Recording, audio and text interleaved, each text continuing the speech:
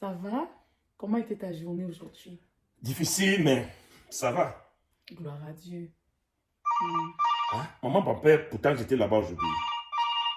Allô, mon fils? Maman, tout va bien? Tout va bien, Ah. mais tout va très très mal. Mais qu'est-ce qui ne va pas? Mais je dis, jusqu'à quand vas-tu rester sans enfant? Quand est-ce que je vais porter mes petits-fils, Maman, mes petites-filles? je vais Je suis t'appeler. fatiguée de venir Je chez vais toi t'appeler. et on n'entend pas les cris des enfants. Maman, Oh, arrête. Voici le moment de mettre cette fille garçon hors de ta maison. Dis-le lui, hein. Garçon. Parce que si je viens là, je mettrai ses affaires personnellement dehors. maman, Et tu m'as appelé ce matin? Ah bon? C'est terminé. C'est moi qui fabrique les enfants, c'est moi qui donne les Qu'est-ce enfants. qu'elle raconte? C'est moi qui donne les Libère enfants. mon fils. Libère mon fils. On en a marre, on est fatigué de cette stérilité. Je vais t'appeler. Sors de son foulée. J'ai dit, donc tu étais chez ta mère ce matin. Vous faites des réunions. Dis-moi, c'est moi qui fabrique les enfants? Montre-moi le marché où un enfant s'achète. Ou un arbre où on peut le cueillir. mais ça a trop duré. On est resté sans enfant pour Et des c'est de années. ma faute? C'est de ma faute? Non, c'est trop, c'est trop. Je ne peux plus, j'ai trop. Je crois que je dois vraiment sortir dehors, chercher une femme pour avoir un enfant. Ah, c'est ça la solution. Oui, mais mes enfants, mes amis, se moquent de moi. Et mes amis à moi. Non, je ne peux plus. Je ne peux plus.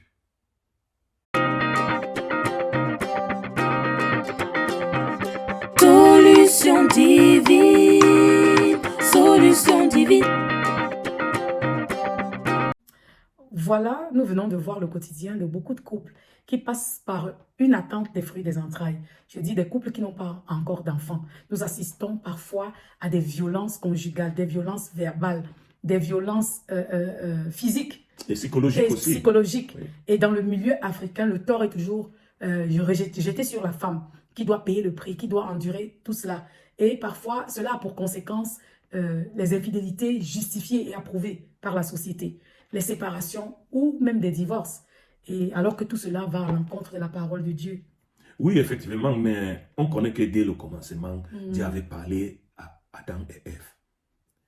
Il les a dit de dominer la terre et de se multiplier. C'est la raison pour laquelle beaucoup de couples ont l'envie et le désir d'avoir des enfants qui sont la bénédiction de Dieu. Mais parfois, les choses ne marchent pas comme on souhaite. C'est la raison pour laquelle il y a parfois des tensions dans le mariage qui peut dégrader à la séparation ou le divorce. Mais le fait qu'il n'y a pas l'enfant dans le mariage, ce n'est pas une raison pour divorce. Pour divorcer, exactement. Mais on veut déjà dire qu'il faut être véridique. Avant tout mariage, il faut être vrai, il faut être sincère. Parce qu'il y a des gens qui ont caché à leur partenaire les problèmes, les maladies, les anomalies qu'ils avaient. Voilà, comme tendre des pièges ou bien des faits accomplis. Et c'est une fois dans le foyer que le mari ou la femme a découvert que l'autre conjoint vraiment avait des problèmes. Et là, c'est très mauvais parce que là, il n'y a plus de sincérité, plus de confiance. Oui. En bref, quand le fondement est déjà détruit, vraiment, que peut faire le juste? Oui. Mais on a aussi constaté que dans la plupart des cas aussi, Oui. voilà, les couples découvrent vraiment, une fois déjà mariés, voilà que l'un ou l'autre a parfois des problèmes. Oui. Et dans ce cas-là, bien aimé, il n'y a pas de raison valable pour divorcer ou alors pour être infidèle. Ça, c'est vrai. C'est la raison pour laquelle toi, l'homme, mari, qui m'écoute, peut-être vous êtes marié il y a des années et il n'y a pas d'enfant. Et il y a les moqueries. Exactement. Tes amis rient de toi. Tes amis parlent des choses, tu m'humilies. Je vais te dire que aller dehors chercher l'enfant, ce n'est pas la solution. Exactement. C'est le moment de rester à côté de ta femme, pour être soudé avec ta femme, pour protéger ta femme, pour rester et prendre la main de ta femme. Amène la femme devant Dieu et prier ensemble pour que Dieu intervienne. On se souvient de l'histoire d'Isaac. Ça, c'est vrai. Isaac, c'est vrai, il avait aussi une femme qui n'accouchait pas. Et peut-être il y avait le moment qu'il se sentait humilié par ses amis, La mais pression de la famille. pression de la famille, mais il n'est pas sorti dehors pour aller chercher une femme, pour avoir l'enfant dehors. il a pris sa main, la main de sa femme, venir devant Dieu et prier ensemble. Et on connaît ce qui s'est passé. Dieu les a donné des jumeaux. des jumeaux.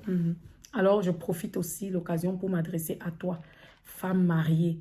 On sait ce que c'est, vraiment beaucoup d'années sans le fruit des entrailles, le regard des autres, la pression familiale, les moqueries, les insultes, la douleur dans le cœur. Je viens te dire, tu as assez pleuré. En bref, parfois, tu as pleuré toutes les larmes de ton corps. Mais je viens te dire que tu n'es pas défini, voilà, par un enfant, non. Ta définition est cachée en Christ. Je vais te dire, sèche tes larmes et relève-toi. Parce que c'est ça le plan de l'ennemi. C'est de te voir toujours en larmes. C'est de te voir triste. Et on connaît l'histoire de plusieurs femmes qui ont sombré dans la dépression. Beaucoup même sont allées jusqu'au suicide. Non, ma sœur, ce n'est pas le plan de Dieu pour toi. Relève-toi parce que le bonheur est un choix. Je viens te dire de te souvenir de Anne.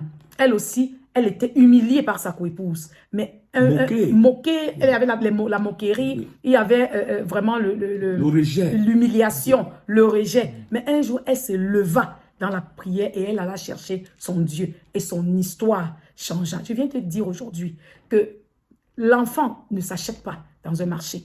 L'enfant ne se fabrique pas dans un laboratoire. L'enfant ne se cueille pas sur un arbre. Le marabout ne peut pas donner l'enfant. Oui, parce qu'il n'y a que Dieu pour donner des bénédictions qui ne se suivent d'aucune douleur. Je viens te dire, va à ton Dieu.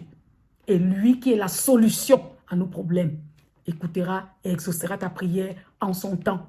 Je vais aussi parler du fait que c'est le monde spirituel qui gère le monde physique. Exactement. Parfois, il y a les choses spirituelles qui bloquent que la femme ne peut pas concevoir. Exactement, parce que parfois, on est limité aux problèmes ou bien au physique. Mais vous et moi, on a souvent entendu des diagnostics des médecins dit par exemple infertilité inexpliquée.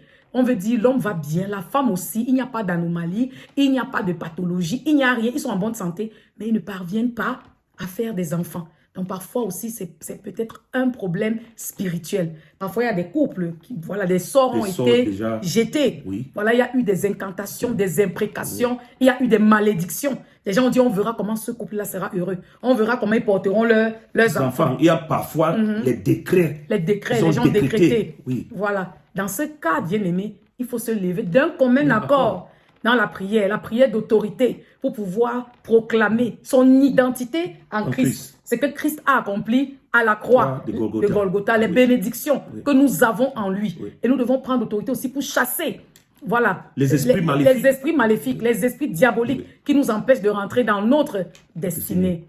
Et puis on va conclure aussi en disant que parfois ce n'est pas le temps de Dieu. C'est vrai aussi, Dieu a son temps.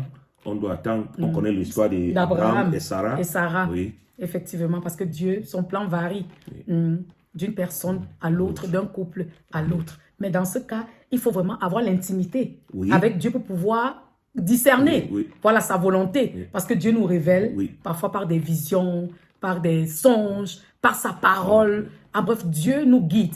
Dieu nous donne la direction. Dieu est la solution à tous nos problèmes. Est-ce que tu peux prier? Oui. On prie.